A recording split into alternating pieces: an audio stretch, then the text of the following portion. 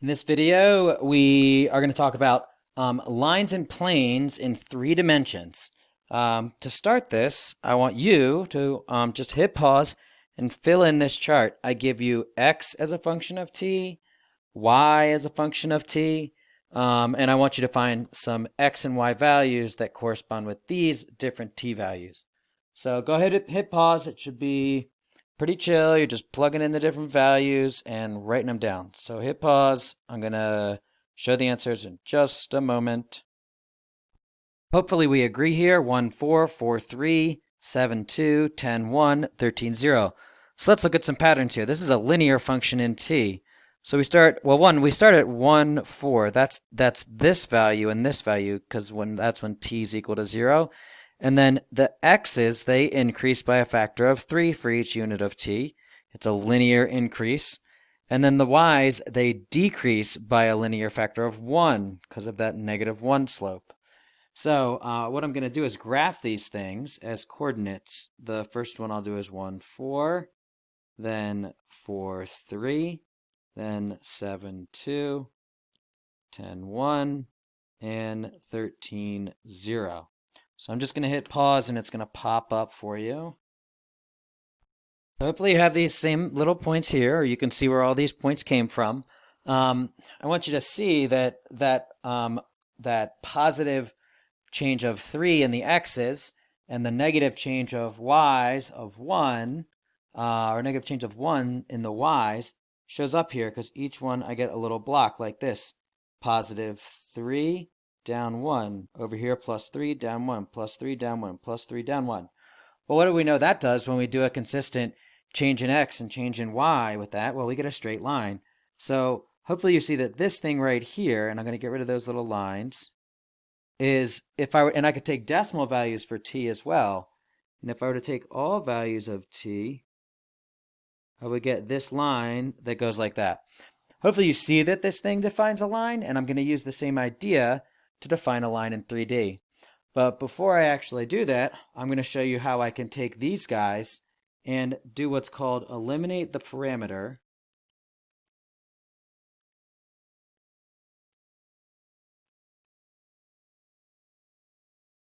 Eliminating the parameter is something that we'll do a lot later, but it's a really easy thing to do here. In this case, over here in this set of equations, t is the parameter. So basically, it's getting rid of t. The most, I don't know if it's the most, the way that is going to give us the answer that we're most familiar with, is the way I should say it, is if we solve for t in this x equation. So that is x equals 3t plus 1. Notice I can solve for that t, subtract 1, divide by 3. I get t equals x minus 1 over 3. Then what I can do is plug that in, well, not for that whole thing, but plug that in right there. So if I do that, I get y equals, all right, negative, and then inside of that, for that t, I'm going to put this, so I get x minus 1 over 3 plus my 4. That gives me y equals, all right, let's do this all in one step. This is a negative 1/3 x. And then, all right, I've got a double negative on this 1 right here, but it's divided by a 3.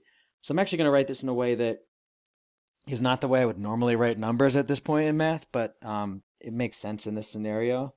I'm going to use a mixed number, I think it's called, but it's 4 and 1/3. Okay, so let's analyze this. Why does this make sense? Well, look, this slope, or this line right here, has a slope of negative 1/3. And I can see as well that the y-intercept here, boom, this guy, if it's got a slope of negative 1/3 and it goes back 1 up 1, then it's going to go up by 1/3. So it's 1/3 units above that 4. So this makes sense. It's our slope-intercept form of the equation of this line. This right here is a parametric form of the equation of that line.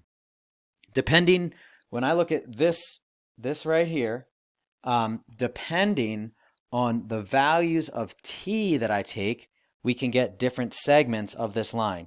For example, if I just took t, let me switch to this, t from 0 up to 4, then that would give me the line from here. Actually, let me do it with a highlighter. From here to there, because those are the points that we found. We went from 1, 4, blah, blah, blah, all the way out to here. So if I can include all the t values from 0 to 4, it'll give me that. If I take t from 0 to infinity, then it's going to give me from negative infinity to positive infinity, then it's going to give me that entire line as it would go out with all those arrows. So, lines in 3D, all you do is add a z component to this thing. Let me show you. So say I had, for example, well, hold on. So, lines in 3D. Well, what I do is I can write x of t is equal to 3t minus 2. Y of t equals negative t plus 4. It's similar to the one above, but not totally the same. That would be a line in 2 dimensions. Well, if I add a z equals, for example, let me write z of t equals 2t plus 5, then this would be an equation in 3 dimensions. It draws a line in 3 dimensions. We don't have, as we had with this one, like this is a slope-intercept, right? This is called slope-intercept form. This one doesn't have a sloped-intercept form. And I'm going to try and convince you of that graphically by drawing x, y, z. And then imagine we had this line that was coming through that space, right? It might hit the xz plane, like right here. And it might hit the YZ plane, this guy back there, maybe like right here. But is it going to hit the Z axis? Is it going to hit the X axis? Is it going to hit the Y axis? We don't really know. We would have to analyze this a little bit more to figure that out. We'd have to know the equation. So there isn't a Z-intercept or an X-intercept or a Y-intercept when we have a line in 3 dimensions. It just doesn't exist, right? It could exist, but it doesn't. There is not always going to be one, right? So we're not going to have a slope-intercept form for the equation of this line in 3D. Hopefully that makes sense. But we do have what's called a symmetric form of the equations, right? This is a parametric form. And once again, we'll talk about more complex parametric equations later, but that's the parametric form. The parameter is the t. Symmetric equations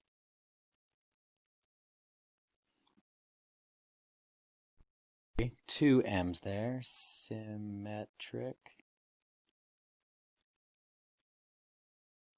are when we solve for t and set equal. Let me show you what I mean.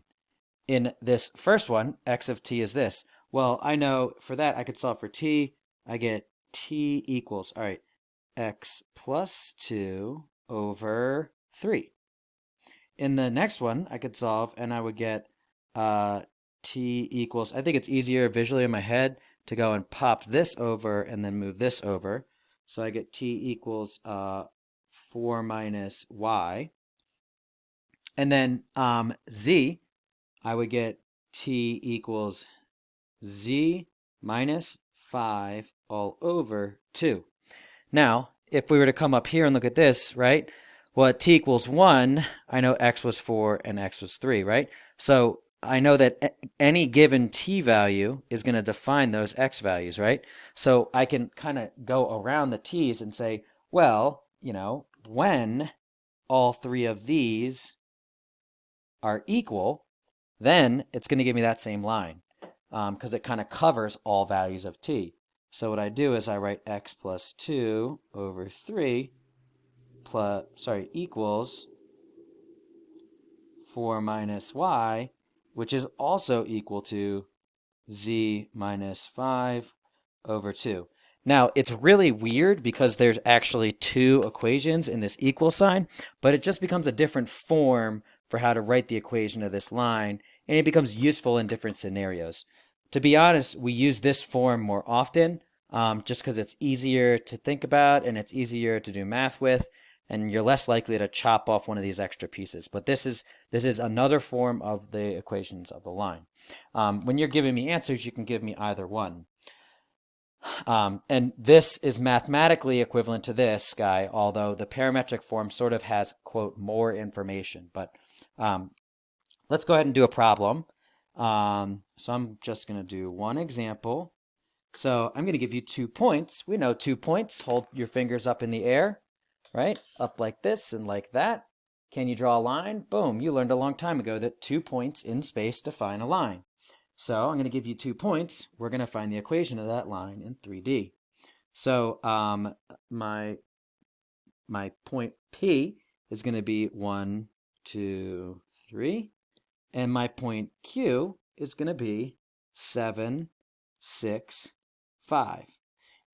Clearly three-dimensional because it's got X, Y, Z component. So it's actually pretty simple. All I have to do is find the vector between the two of them. So if I look from here to here, that changes 6. If I look from here to here, that change from 2 to 6 is 4. And then if I'll come down here, if I look from here to here, from 3 to 5, that's 2. So the vector V is 6, 4, 2. Did I do that right? Yep. And now all I need to do is select one of these points, right? So this 6, 4, 2 become the rate of change of these pieces, the 3, the -1, and the 2. And then I build them off with this point. I think it's easier if I just show you, and then I think you'll see the connection. So x of t is equal to 6 times t, and then what I'm going to do is take this point right here, plus 1. You could have taken the 7, the 6, and the 5, but I'm going to stick with the 1, the 2, and the 3, and I think you'll see it. Y is equal to, we'll write y of t. You don't necessarily have to have the y of t, but it should be consistent. So I get 4t plus 2. That's this 4 and that 2. And z of t is equal to 2t plus 3. That's the parametric form. Notice, if I let t equal 0, what point do I get? Oh, look, I get 1, 2, 3. If I let t equal 1, what point do I get? Oh, well, that would be like 1 here, so 6 plus 1, that's 7. And then 4 plus 2, oh, look, it's the 6. And then this gives me 5. Now, you should be convinced, all right, look, if you're convinced that this form is the equation of a line, right, and I've shown you that it contains these 2 points, it's got to be the equation that contains those 2, or the equations that are the equations of the line containing these 2 points. Now, you may say, well, what if we were to do, sorry, I should say this differently. There are actually an infinite number of correct answers to the equation between these 2 points right here. For example, I could have gone from Q back to P, and that would have given me -6, -4, -2. And if I had had those guys here, then it would have been the exact same line. I would just get there in a different way. For example, I would have to take t equal -1 to get this point, right? The other thing I could do is instead of 6, 4, 2, notice that's all divisible by 2. So I could take a more simple vector. I could take the vector equal to 3, 2, 1, and then use that instead of the 6, the 4, and the 2. So because I can multiply vectors, and I can have basically I can have an infinite number of correct answers to the equation of the line through this thing, but they are all representative of the same thing for the most part. The t changes the direction and the rate of change, but when I graph it in 3 dimensions and I look at it, if t goes from 0 to infinity, from -infinity to infinity, then it's going to give me the same line every time.